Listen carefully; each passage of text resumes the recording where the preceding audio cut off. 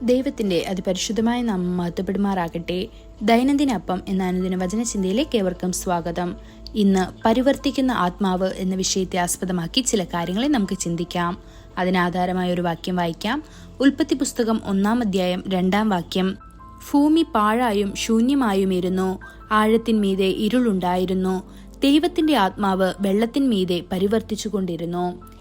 ആ ദിവസങ്ങളിൽ പരിശുദ്ധാത്മാവ് വെള്ളത്തിന്മേൽ പരിവർത്തിച്ചുകൊണ്ടിരുന്നു. വർത്തമാനകാലത്ത് അവൻ നമ്മുടെ മേൽ പരിവർത്തിക്കുന്നു. പരിശുദ്ധാത്മാവ് നമ്മുടെ മേൽ ചലിക്കുന്നതിന് മഹത്തായ ഒരു ഉദ്ദേശമുണ്ട്. സൃഷ്ടിയുടെ നാളിൽ പരിശുദ്ധാത്മാവ് ഭൂമിയിൽ ചുറ്റിത്തിരിയുമ്പോൾ പൂക്കളുടെ മനോഹരമായ വയലുകൾ സൃഷ്ടിക്കാൻ അവന് കഴിഞ്ഞു. ഫലഭൂഷ്ടമായ താഴ്വരകൾ, സമൃദ്ധമായ സമതലങ്ങൾ, നിറഞ്ഞൊഴുകുന്ന നദികൾ, മരങ്ങളും ചെടികളും വള്ളികളും, ആകാശത്തിലെ പക്ഷികളും മൃഗങ്ങളും കന്നുകാലികളും, ഒന്നുമില്ലായ്മയിൽ നിന്ന് അതേ ആത്മാവിന്റെ ഭ്രമണം തീർച്ചയായും സൃഷ്ടിയുടെ ഭ്രമണമായിരുന്നു. ശൂന്യതയിൽ നിന്ന് അവൻ സമൃദ്ധിയുടെയും സന്തോഷത്തിന്റെയും അന്തരീക്ഷം സൃഷ്ടിച്ചു. ഇരുണ്ട ഭരണത്തിനിടയിൽ അവൻ സൂര്യനെയും ചന്ദ്രനെയും നക്ഷത്രങ്ങളുടെ ബാഹുല്യത്തെയും സൃഷ്ടിച്ചു. മരിച്ചവരെ ജീവിപ്പിക്കുകയും ഇല്ലാത്തവയെ ഉണ്ടായിരിക്കും പോലെ വിളിക്കുകയും ചെയ്യുന്ന ദൈവമാണ് പരിവർത്തിക്കുന്ന ആത്മാവ്. ഇത് റോമർ 4-ാം അധ്യായം 17-ാം വാക്യത്തിൽ നമുക്ക് കാണാൻ കഴിയും.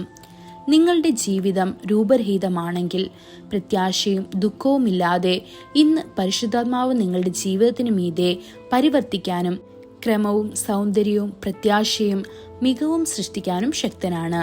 അതെ, അവൻ ചലിക്കുന്ന ആത്മാവാണ്. അവനാണ് മരുഭൂമിയിൽ പാതകളും മരുഭൂമിയിൽ നദികളും സൃഷ്ടിച്ചത്. നിങ്ങൾ ഈ ഭക്തിഗാനം വായിക്കുമ്പോൾ കർത്താവിന്റെ ആത്മാവ് നിങ്ങളുടെ മേൽ ചലിക്കുകയും യെശയ്യാവിന്റെ പുസ്തകത്തിൽ പരാമർശിച്ചിരിക്കുന്ന ഒരു വാഗ്ദാനം നൽകുകയും ചെയ്യുന്നു. യെശയ്യാവ് 43-ാം അധ്യായം 18-19 വാക്യങ്ങളിൽ കർത്താവ് ഇപ്രകാരം അരുളി ചെയ്യുന്നു: മുമ്പുള്ളവയെ നിങ്ങൾ ഓർക്കേണ്ട, പണ്ടുള്ളവയെ നിരൂപിക്കുകയും വേണ്ട. ഇതാ, ഞാൻ പുതിയതായൊന്ന് ചെയ്യുന്നു, അത് ഇപ്പോൾ ഉത്ഭവിക്കും. നിങ്ങൾ അത് അറിയുന്നില്ലയോ? അതേ, ഞാൻ മരുഭൂമിയിൽ ഒരു വഴിയും നിർജ്ജന പ്രദേശത്ത് നദികളും ഉണ്ടാക്കും. നിങ്ങൾ കർത്താവിനെ അനുസരിക്കുകയും അവനിൽ വിശ്വസിക്കുകയും ചെയ്യുമ്പോൾ അവന്റെ ആത്മാവ് നിങ്ങളുടെ മേൽ ചലിക്കുകയും സൃഷ്ടിപരമായ ശക്തിയോടെ നിങ്ങളുടെ മേൽ ഇറങ്ങുകയും ചെയ്യും. അവൻ ശൗലിന്റെ മേൽ പറന്നു നടന്ന് അവനെ ഒരു ദൈവപുരുഷനായി മാറ്റി. അതുകൊണ്ടാണ് ശൗലിനെ ഇസ്രായേലിന്റെ രാജാവായി അഭിഷേകം ചെയ്തത്. ഇത് 1 ശമൂവേൽ 10-ാം അധ്യായം 1-ാം വാക്യത്തിൽ നമുക്ക് കാണാൻ കഴിയും. പ്രായം അധികം കടന്ന സാറയുടെ വന്യമായ ജീവിതത്തിൽ പരിശുദ്ധാത്മാവ് ഇറങ്ങി. എന്നാൽ പരിശുദ്ധാത്മാവ് അവളുടെ മേൽ ഇറങ്ങിയപ്പോൾ അവൾ ഇസഹാക്കിനെ പ്രസവിച്ചു. അതുമാത്രമല്ല, ഇന്നും അബ്രഹാമിന്റെ സന്തതികൾ ലോകമെമ്പാടും വ്യാപിച്ചു കിടക്കുന്നു. ദൈവമക്കളെ, കർത്താവിന്റെ ആത്മാവ് നിങ്ങളെ ശക്തമായി ചലിക്കുകയും ദൈവപുത്രന്റെ പ്രതിച്ഛായയെ നിങ്ങളെ രൂപപ്പെടുത്തുകയും ചെയ്യും എന്ന് 2 കൊരിന്ത്യർ 3-ാം അധ്യായം 18-ാം വാക്യത്തിൽ നമുക്ക് കാണാൻ കഴിയും.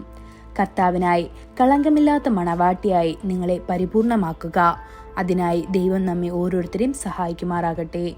കൂടുതൽ ധ്യാനത്തിനുള്ള വാക്യം യെഹെസ്കേൽ 37-ാം അധ്യായം 4 മുതൽ 5 വരെയുള്ള വാക്യങ്ങൾ.